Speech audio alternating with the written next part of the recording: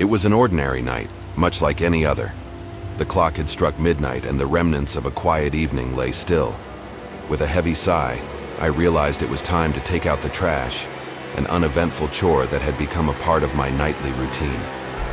Little did I know that this seemingly mundane task would soon unravel into a spine-tingling encounter I'd never forget.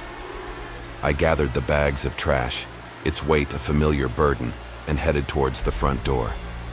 The night air was cool and crisp, and a gentle drizzle painted the street with a glistening sheen. The glow of street lamps created eerie, elongated shadows that danced around me. As I stepped onto my porch, something caught my eye, a fleeting glimpse of movement across the street. My heart raced as I squinted into the darkness, trying to make sense of what I'd seen. It was a figure, partially hidden in shadows, holding what appeared to be a camera. They were taking pictures and their lens was pointed directly at me. My breath caught in my throat, a chill of unease slithering down my spine. I blinked, thinking my tired eyes were playing tricks on me, but the figure remained, snapping photos without a care. Panic gripped me as I fumbled for my phone, ready to dial 911. Before I could make the call, the mysterious figure retreated into the obscurity of the night, vanishing like a ghost. My heart pounded in my chest as I watched them disappear. I decided to forgo the trash, hurriedly returned indoors and locked the door, my mind a whirlwind of fear and confusion. Dialing 911, I relayed the unsettling encounter to the dispatcher.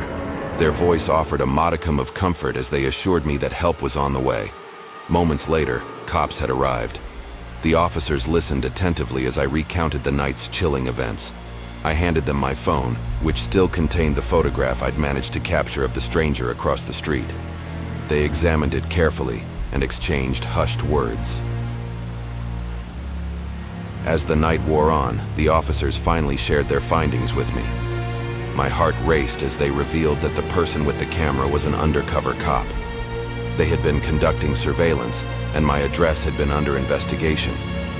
The officers presented a tattered piece of paper that they had found with a checklist of addresses. Each one had been marked off, except for mine. The officers had exclaimed that my address was the only one that had not been broken into. The eerie realization hit me like a ton of bricks. I was a potential target, but for some reason my house had not been broken into, luckily. That night, my ordinary trash run had transformed into a night of terror and revelation. The mysterious figure had been an undercover guardian, watching over my home from the shadows, ensuring that I remained safe amidst a string of burglaries. It was a true horror incident that shook me to my core, a reminder that danger can lurk just beyond our doorstep, even in the most ordinary of moments. At night, when I hear a creak or my house settling, I still fear as though whoever made that list will still try to finish what they had started.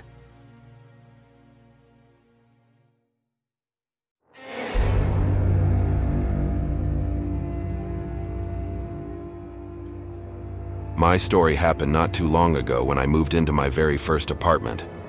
At first, the thought of having my own place filled me with excitement and independence. Little did I know that this newfound freedom would quickly turn into a night of sheer dread and panic. It was around 8:30 p.m., and I was going about my business, settling into my new home. The apartment was cozy, and I was busy arranging things, trying to make the place feel like mine. The last rays of daylight were fading, and the soft glow of my living room lamp provided a comforting ambiance. As I went about my tasks, I heard a distinct sound coming from the front door, and it sent a jolt of confusion and fear through me. The noise was unmistakable. It was the doorknob turning as if someone were trying to insert a key and enter. Initially, I thought it must be my boyfriend, returning from work earlier than usual. It made sense, right? So I headed towards the door, feeling a mix of surprise and happiness at the thought of my boyfriend's early arrival. But as I got closer and glanced out the kitchen window, my elation quickly turned to a sinking feeling in the pit of my stomach. There was no sign of his car outside. Panic began to rise as the reality set in. This wasn't him. It couldn't be. I knew he was due home much later, around 10:30 p.m. My heart raced, and the apartment suddenly felt unfamiliar and unsafe. I retreated from the door slowly, hoping I wouldn't make a sound. That's when I heard something that instantly made my heart drop. The doorknob continued to move, but now there was another sound, a piece of metal being used to try and force the door open. My fear intensified with each passing second, knowing that someone was trying to break in. In a state of panic, I rushed to the bathroom and locked myself inside, clutching a knife from the kitchen for protection. I dialed 911, trembling as I whispered my desperate plea for help to the operator. I could hear the intruder outside, still trying to get in, and it felt like an eternity. The minutes dragged on, each one more terrifying than the last as I listened to the ominous sounds coming from the other side of the bathroom door. The intruder was relentless, doing everything in their power to force their way inside. Finally, after what seemed like an eternity, the noises ceased. The relief I felt at that moment was indescribable. The police had arrived, and they had managed to deter the intruder.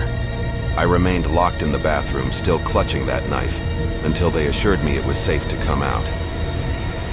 The police explained what had transpired. They had found an elderly man, the former occupant of the apartment, armed with a knife and a crowbar. This man had delusions that led him to believe he needed to retrieve his belongings, even though it was no longer his home. His actions that night were driven by his delusions, not malice. To this day, I can't shake the fear that grips me when someone knocks on my door unexpectedly. I'm grateful that I didn't answer the door when I realized it wasn't someone I knew. It was a night I'll never forget.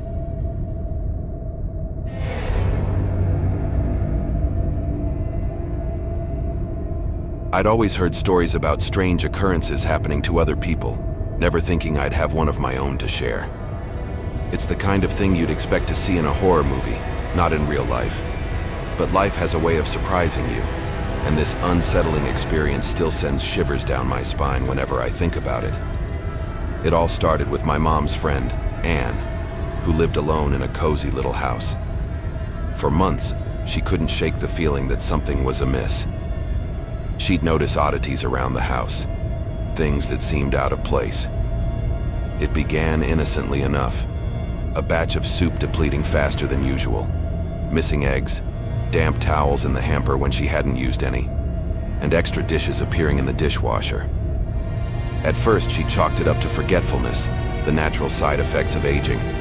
But the peculiar incidents kept piling up, a subtle but disconcerting pattern that refused to be ignored. It was as if her home had developed a life of its own, one that hid in the shadows and only revealed itself when Anne wasn't looking. It was enough to give anyone the creeps. One day, driven by curiosity and growing unease, Anne heard strange thumping noises emanating from the attic. She hesitated for a moment, her heart pounding, before mustering the courage to investigate. What she discovered in that dark, dusty space was the stuff of nightmares. Amidst the boxes and old belongings was a makeshift living quarters, barely big enough to accommodate a person. There was a small radio, a hot plate, a sleeping bag, a pillow, and a scattered assortment of food wrappers. It was the chilling realization that someone had been living right under her roof, unbeknownst to her, for who knows how long. Anne didn't waste a second. She rushed downstairs, trembling with fear and shock, and immediately dialed 911. The police arrived promptly, and Anne showed them the eerie hideout she had stumbled upon in her own attic. They decided to keep a close eye on the place, suspecting that the intruder might return, and return he did. The police's vigilance paid off as they apprehended a homeless man attempting to sneak into Anne's attic through the window. He had been doing this almost daily, waiting for Anne to leave for work so that he could enjoy the comforts of her home. The revelation sent chills down my spine. The idea that someone had secretly invaded Anne's personal space, living mere feet from her, all while she was oblivious, was a true horror story come to life. It was a stark reminder that the line between safety and vulnerability can be thinner than we'd like to believe. Anne's story serves as a cautionary tale, urging us to remain vigilant and aware of our surroundings, even in the cozy confines of our homes. You never know what might be lurking in the shadows, waiting for the right moment to intrude into your life, turning it into a genuine nightmare.